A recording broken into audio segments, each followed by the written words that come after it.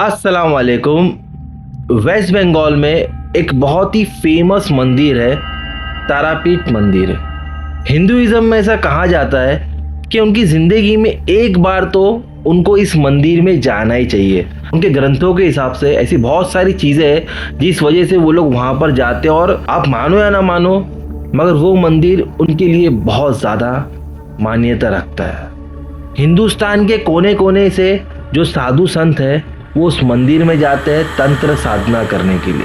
वहाँ जाने के बाद वो साधु संत अलग अलग मंत्रों का उच्चारण तो करते हैं, लेकिन सबसे पहले देवी माँ यानी कि माँ तारा को भोग चढ़ाते हैं। अब उस भोग में मांस, मछली, शराब और उसके अलावा कुछ और भी चीज़ें होती है जिसे खुश होकर माँ प्रसन्न हो जाती है और उनको सिद्धि प्राप्त होती है।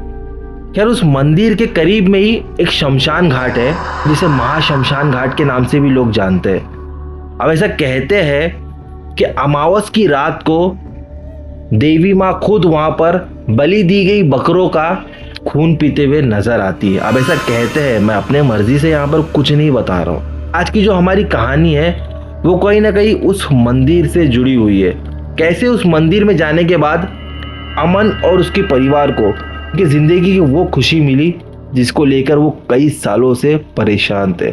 अब ऐसा उनके साथ वहाँ पर क्या हुआ, मैं क्यों ये किस्सा आपके सामने प्रेजेंट कर रहा हूँ, ये सब कुछ आपको पता चल जाएगा। लेकिन उससे पहले अगर आप लोग मिस्टीरियस अरहान पर पहली बार है तो प्लीज़ हमारे इस चैनल को सब्सक्राइब करो। किस्सा अच्छा लगता तो लाइक करो, अपने दोस्तों में ज़्यादा से ज़्यादा शेयर करो, और हाँ, कमेंट करना मत भूलिएगा।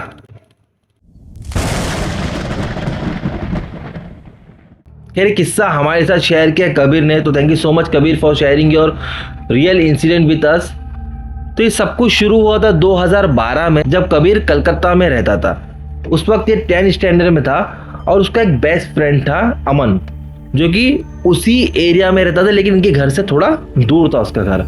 10th में बोर्ड एग्जाम होते तो घर वालों की एक अलग ही फिक्र होती है अपने बच्चों को लेकर। अमन के पेरेंट्स ने सोचे घर में एक प्राइवेट ट्यूशन टीचर को बुलाएंगे तो बच्चे पे ज़्यादा फोकस कर सकते हैं, क्योंकि ट्यूशन टीचर क्या पढ़ा रही है वो हमको कैसे समझ में आएगा, बच्चा जाके पढ़ भी रहा है कि नहीं पढ़ रहा है। तो अमन ने बोला कि जैसा मम्मी आपको करना आप करो, कोई प्रॉब्लम नहीं है। तब ये बात जब कबीर ने सुना तो कबीर बोले, काम करता हूँ यार, मैं भी तेरे घर पे आ जाता हूँ ट्यूशन पढ़ने के लिए। तो अमन ने बोला कि हाँ कोई बात नहीं, मैं अपने पेरेंट्स से पहले बात करता हूँ, अगर वो लोग एग्री करते तो तू भी आ जा, इसमें कोई हर्ज नहीं है। खैर, अब अमन के घर वाले मान गए तो कबीर भी उनके घर पे जाके पढ़ाई करने लगा। अब ये पहली बार था जब कबीर अमन के घर पे गया। इससे पहले कभी वो उसके घर पे नहीं गया था, ना ही कभी वो उसके पेरेंट्स से मिला था। हालांकि दोस्ती इनकी कई सालों से थी, लेकिन ऐसा मौका आया ही नहीं। अब जैसे ही कबीर अमन के घर में गया तो क्या देखता है कि अमन की एक छोटी बहन है। उसकी बहन की एज कुछ ज़्यादा नहीं थी, कुछ 8 साल या 9 साल की ही थी। अब कबीर को देख के उसको अपने छोटे भाई की याद आई। और वो जो बच्ची थी वो बहुत ही प्यारी थी, एकदम खुश मिजाज और घर में यावा मस्ती करने की एकदम चबी सी बच्ची थी। उसको देखकर कबीर बहुत खुश हो गया, और कबीर की कहीं ना कहीं अमन की छोटी बहन जिसका नाम पूर्वी था उससे अच्छी बॉन्डिंग हो गई। अब जब भी कबीर उसके घर पे जाता वो पूर्वी से हंसी मजाक करता, मस्ती करता, क्योंकि वो उसको अपनी एक छोटी बहन जैसे ही मानता था। खैर, अब एक दिन क्या हुआ कि ट्यूशन पढ़ने के लिए कबीर गया अमन के घर में, तो क्या देखता है कि पूर्वी अंदर के रूम में लेटी हुई है और उसकी मम्मी उसके पास बैठी है। और बाहर से उसको ऐसा महसूस हुआ कि कुछ तो पूर्वी के साथ हुआ है, क्योंकि इससे पहले तो कभी पूर्वी इस तरीके से सुस्त लेटी हुई नजर नहीं आई थी। वो हमेशा घर में यहाँ भागते रहती थी। अब क्या हो गया, तो कबीर जाके जैसे देखता है तो पूर्वी बिस्तर पे लेटी हुई है और उसके माथे पे जगह जगह पे ना बड़े से निशान है। वो निशान उसको देख के लगा कि मानो किसी ने पूर्वी के माथे पे जलते हुए सिगार से जब जगह जगह पे जला दिया हो। तो देख के एकदम हैरान हो गया। उसने आंटी से पूछा कि आंटी ये पूर्वी को क्या हो गया है, इसके माथे पे ये इतने अजीब से निशान क्यों है, क्या हो गया इसको? तो बोले कुछ नहीं बेटा, ये शायद मस्ती कर रही होगी तो इसको चोट लग गई है, बच्चे लोग तो मस्ती करते ही है। हाँ आंटी, लेकिन ये जो निशान है ये बहुत अजीब लग रहे हैं। नहीं नहीं बेटा तुम फिक्र मत करो, ठीक हो जाएगा, मैं अभी दवा लगा रही हूँ ना। उस टाइम पे पूर्वी की हालत इतनी ज़्यादा ख़राब थी कि कबीर खुद हैरान था, क्योंकि उसने अपनी आंखें बंद की हुई थी और पूरा पसीना पसीना हो गई थी और वो अजीब सा भड़बड़ा रही थी। समझ में कुछ नहीं आ रहा था, मगर उसको देखकर कबीर एकदम भौचक्का हो गया। खैर, अब वो ट्यूशन पढ़ के अपने घर पर चला गया। अब वो अगले दिन आके देखा तब पूर्वी के माथे पे वही निशान है, लेकिन वो निशान हल्के हो गए थे और पूर्वी अब थोड़ी बेटर नजर आ रही थी। हालांकि वो अभी भी बात नहीं कर रही थी कबीर से, लेकिन वो डिसाइड हुआ कि चलो ठीक है, फाइनली थोड़ी वो बेटर नजर आ रही है। अब 2-3 दिन के बाद देखा तो पूर्वी एकदम ठीक हो गई। खैर अब एग्जैक्ट 1 महीने बाद कबीर क्या देखता है कि पूर्वी की हालत इसी तरह से खराब है, उसके माथे पे जगह जगह पे सिगार से किसी ने जलाया है वैसा निशान है, उसको बहुत ज्यादा बुखार आया हुआ है। फिर ये परेशान कि यार ये माजरा क्या है। तब उसने वापस से आंटी से पूछा कि आंटी ये फिर से ऐसा कैसा हो गया। अरे क्या बताए बेटा, बच्चे लोग हैं यहाँ वो मस्ती करते तो शायद हो गया होगा, तो फिक्र मत करो, मैं इसको दवा लगा रही तो ठीक हो जाएगा। अब इससे रहा नहीं गया तो इसने क्या किया, अमन को साइड में लेके गया और बोला कि यार पिछले महीने भी ये सारी चीज़ें हुई थी, आज भी ये देख रहा हो तो बिल्कुल सेम वैसे हुआ है, आखिर क्या हुआ क्या, तुम मुझे बता सकता है। तो अमन बोल रहा है कि नहीं यार समझ में नहीं आता है, पिछले कुछ महीने से एग्जैक्ट अमावस की रात को ही पूर्वी के साथ ये सारी चीज़ें होती है। 2 दिन तक उसको बुखार रहता है, माथे पे ये अजीब सा निशान रहता है, और वो बोलती है कि सपने में उसको कोई आदमी नजर आता है जिसका चेहरा ही नहीं है। मतलब उसकी मुंडी तो है लेकिन उसकी ना आंखें हैं, ना होठ है, ना नाक है। बट वो आदमी इसको कहता है तो अपना हाथ दे और मेरे साथ चल, इस दुनिया में कुछ नहीं रखा है। और पूर्वी उसको मना करती है और ये सपना उसको 2-3 रात लगातार आता है और ये 2-3 दिन इसके माथे पे निशान भी रहता है और उसको बुखार भी रहता है। कबीर ने कहा कि भाई ये बात तो बहुत अजीब है, ऐसा कैसे हो सकता है। बोले हाँ हम लोग को भी समझ में नहीं आता है, खैर तू फिक्र मत कर, वो 2-3 दिन में ठीक हो जाएगी। कबीर सोच में पड़ गया, वो अपने घर पे गया, वो बताया कि मम्मी मैं अमन के घर पे जाता हूँ तो पिछले 2 महीने से मैं देख रहा हूँ कि अमावस की रात को ही पूर्वी के साथ ये सारी चीज़ें होती है। और उसके घर वाले भी हैरान हो गए, वो सोच रहे कि ये क्या चीज़ है। तो उन्होंने कहा कि उनके पेरेंट्स को बोलो कि कोई अच्छी जगह पे जाके अपने बच्चों को दिखाए, ये सब जो साइंस है ये अच्छी नहीं है, हो सकता है उसके साथ कुछ गलत हुआ हो।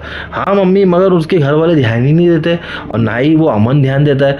वो बोलता है कि नहीं 2-3 दिन में ठीक हो जाती है। कबीर के घर वाले बोले कि ठीक है कोई बात नहीं बेटा, जब वो लोग ध्यान नहीं दे रहे तो अपन को इतना सोचने का। अब ये सिलसिला लगभग 6 महीने तक चला, यानी कि हर महीने की अमावस की रात को पूर्वी के साथ ये सारी चीज़ें होती और वो सारी चीज़ें 2-3 दिन तक कंटिन्यू चलते ही रहती थी। खैर अभी तक सब घर वाले इग्नोर कर रहे थे, कोई कड़ी से कड़ी जोड़ ही नहीं रहा था कि ये सारी चीज़ें हर महीने की अमावस की रात को ही क्यों होती है, क्यों उसको सपने दिखते हैं और सपने में जो दिखता है वो आदमी कौन है, ये घर वाले ध्यान ही नहीं दे रहे थे। अब एक दिन क्या हुआ कि अमन के घर में एक बर्थडे पार्टी थी या कुछ तो फंक्शन था, जिस फंक्शन में बहुत सारे मेहमान आए थे, खुद कबीर भी गया हुआ था। अब वो लोग ने वो फंक्शन अटेंड किए। फंक्शन होते होते अच्छी खासी रात हो गई और सब मेहमान चले गए, कबीर भी अपने घर पे चले गया। अब आधी रात को अचानक से पूर्वी उठी और अपने अंदर के कमरे में जाके चादर ओढ़ के लेट गई। पूर्वी की माँ परेशान हो गई कि बेटी अचानक से दूसरे कमरे में जाके सो गई, जो कि कमरा खाली है और वहाँ पर कोई जाता भी नहीं है। तो जाके जैसे देखे तो चादर ओढ़ी हुई है और अंदर काँप रही थी। ऐसी उसकी माँ ने चादर हटा के देखी है तो फिर से पूर्वी के माथे पे वही निशान, जैसे कि किसी ने सिगार पिया हो और उस सिगार से उसको यहाँ पर चटका दिया हो, वही बड़े बड़े निशान, और उसको एकदम ज़्यादा बुखार है। और इस बार क्या हुआ कि पूर्वी ने अपनी दोनों आंखें बंद करके रखी और मुट्ठी एकदम टाइट बंद करके रखी। समझ में नहीं आ रहा, उसकी माँ उसको बोल भी रही है पूर्वी पूर्वी अपनी आंखें खोल, पूर्वी बेटा क्या हो गया। पूर्वी कुछ बोल नहीं रही है, उसने एकदम मुट्ठी एकदम टाइट बंद रखी है। उसकी माँ ने आवाज़ दी और अमन भी आ गया, उसके पापा भी आ गए और पूरी रात वो लोग कोशिश करते रहे, लेकिन वो बच्ची ने अपनी मुट्ठी खोली ही नहीं। जब सुबह हुई, जब उस बच्ची ने मुट्ठी खोली तो लोग क्या देखते कि बच्ची के दोनों हाथों पे किसी ने ब्लेड से जगह जगह पे काटा हुआ था और वो जो कट्स थे वो इतने ज़्यादा गहरे थे कि कोई भी अगर देखे तो उसके रोंगटे खड़े हो जाए। कि घर वाले एकदम हैरान परेशान, उनको समझ नहीं आ रहे लोग क्या करें। अमन ने क्या किया, उसी टाइम पे अपनी बहन के दोनों हाथों का फोटो खींचा और कबीर को भेजा और बोला कि तू इतने महीने से जो तू बोल रहा था ना, देख कल रात को फिर से उसके साथ ये सारी चीज़ें हुई है, हम लोग को समझ में नहीं आ रहा है कि हम लोग करें क्या। तो बोला कि काम करो, फौरन अभी के अभी पूर्वी को हॉस्पिटल लेके चलते हैं। तब कबीर उसके घर पे गया और ये लोग सब लोग उस बच्ची को लेकर हॉस्पिटल में गए। हॉस्पिटल में जाने के बाद उन लोगों ने डॉक्टर को बताया कि हर महीने की अमावस की रात को बच्ची के साथ यही सारी चीज़ें होती है उसको सपने में कोई आदमी नज़र आता है, उसके माथे पे ये निशान आ जाते हैं। और अब ये जो हाथों में जो निशान है ये तो पहली बार हुआ है, समझ में नहीं आ रहा है। पूरी रात हम लोग उसके सामने ही थे और कोई ब्लेड भी नहीं थी, कुछ भी नहीं था। ये निशान आए तो आए कहाँ से? और डॉक्टर लोग ने ये सुने तो सही, लेकिन कोई डॉक्टर यकीन करने को तैयार नहीं है। कुछ तो हंस भी रहे थे उनकी आवाज़ सुनकर। कबीर देख रहा, कबीर हैरान के कैसे डॉक्टर लोग ये लोग, जब कोई बता रहा है तो लोग सुनने के बजाय हंस रहे। अब कबीर के घर वाले भी हॉस्पिटल में आ गए थे पूर्वी को देखने के लिए, तो वो लोग ने भी देखे तो बच्ची की हालत एकदम खराब। कोई भी इंसान देख के समझ सकता है कि ये कोई नॉर्मल बात नहीं है। तब कबीर के घर वाले ने बोले कि ये जो चीज़ें हो रही है ये कबीर ने हमको पहले ही बताया, ये कुछ महीनों से आप लोग के साथ हो रही है ना? तो लोग बोले हाँ, ये इतनी आसानी से ठीक होने वाला नहीं है, ये कोई ऊपरी असर हुआ है तुम्हारी बेटी के साथ। तो अमन के घर वाले परेशान हो गए, क्योंकि वो बहुत सीधे साधे लोग थे, उनको तो ये सारी चीज़ों के बारे में अंदाज़ा भी नहीं था। तो वो लोग बोले कि अब क्या करने का? बोले एक काम करो, आपकी बेटी को लेकर तारापीठ मंदिर जाओ, वहाँ पर जाने के बाद आपकी बेटी बच सकती है, या आपकी बेटी के साथ जो हो रहा है एटलीस्ट वहाँ जाके पता तो चलेगा कि आखिर है क्या। तो फौरन वो लोग ने तारापीठ मंदिर की तरफ रवाना हुए। अब वहाँ जाने के बाद उनको एक तांत्रिक मिला। हालांकि वहाँ पे बहुत सारे ऐसे साधु संत होते हैं, लेकिन नसीब से उनको एक अच्छा तांत्रिक मिल गया जो इन सारी चीज़ों की मालूमात रखता है। अब उसने कुछ अपनी तंत्र विद्या किया, कुछ मंत्र पढ़े, जिससे उसको एक चीज़ पता चली, जो बात सुनकर अमन के पूरे घर वाले हैरान हो गए। उसने बोला कि तुम्हारी बेटी कहीं पर गई हुई थी, उसने कोई चीज़ को उंगाल दिया है या उस पर उसने पैर रख दिए, कुछ तो उसने ऐसा किया है जिसकी वजह से एक शैतान आज़ाद हो गया है और उसी पल से तुम्हारी बेटी के पीछे पड़ा हुआ है। और वो बस इसकी आत्मा चाहता है और वो हर अमावस की रात को इसको तकलीफ देता है। इसके माथे पे जो निशान है वो उसी शैतान की वजह से आता है। और इतना ही नहीं, जो इस लड़की के जो हाथों में जो कट है वो भी उस शैतान की वजह से हुआ है। और हर अमावस की रात को वो तुम्हारी बेटी को बोलता है कि चल तू मेरे साथ, इस दुनिया में क्या रखा है। और तुम्हारी बेटी इतनी स्ट्रांग है कि वो उसको हमेशा मना करती है।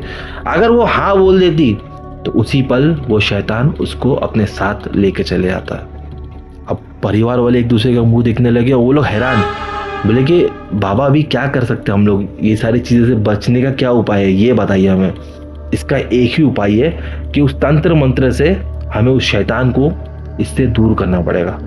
फिलहाल एक काम करो, ये लाल धागा जिसमें एक पीतल का मैंने लॉकेट लगाया हो, ये इस बच्ची के गले में पिनाओ और हम लोग अमावस की रात को तंत्र विद्या कर कर आपकी बच्ची से उस शैतान को दूर करेंगे। अब अमावस की रात आई तो लोग क्या किए कि उस मंदिर को लगकर एक जो महाशमशान है वहाँ पर तांत्रिक ने अपना काम शुरू किए।